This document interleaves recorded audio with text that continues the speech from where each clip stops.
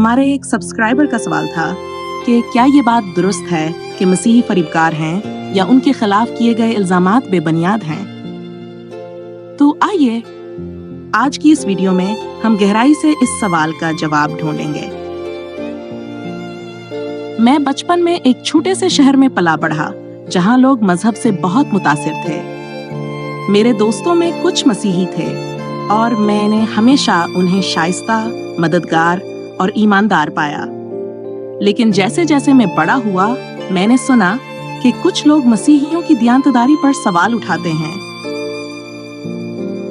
तो मैंने दिल में सोचा, क्या ये लोग हकीकत में फरीबकार हैं? आइए बाइबल की तरफ चलते हैं। बाइबल में दर्ज यसूआ का एक मशहूर कौल है, जो कुछ तुम चाहते हो कि लोग तुम्हारे साथ करें, वैसा ही तुम भी उनके साथ करो। मत्ती की आयत 12 बाब 7। ये तो बहुत खूबसूरत बात है, मगर ये सब लोग क्यों भूल गए? क्या अगर मैं किसी एक या दो फरेबकारों की मिसालें देखूं, तो क्या इसका मतलब ये है कि तमाम मसीही ऐसे हैं? जी हाँ, तारीख में हमें कुछ मिसालें मिलती हैं। हमारे पीछे जो कुछ हुआ वो भी हम भूल नहीं सकते। अब आपकी बारी है। क्या आपने कभी किसी मसीही के बारे में कोई काबिल एतराज बात सुनी है? कमेंट्स में बताएं, मैं आपके ख्यालात जानकर बहुत खुश हूँगा। हमें ये नहीं भूलना चाहिए कि मसीहियत का बुनियादी पैगाम मोहब्बत और भाईचारा है।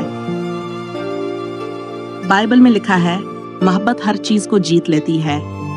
रोमियो का बाब 13 आयत 10। जब हम ऐसे अफराद की बात करते हैं जो मोहब्बत और खिदमत करते हैं, तो हमें ये याद रखना होगा कि उनकी कुर्बानियाँ कितनी अहम हैं। तो नतीजा ये है कि मसीहियों के खिलाफ इल्जामात अक्सर बेबुनियाद होते हैं। जी हाँ, हर कम्युनिटी में कुछ अफराद होते हैं जो अपनी ज़ाती ख्वाहिशात के लिए दूसरों को धोखा देते हैं, लेकिन इनका मजहब इनकी गलतियों की जिम्मेदारी नहीं लेता।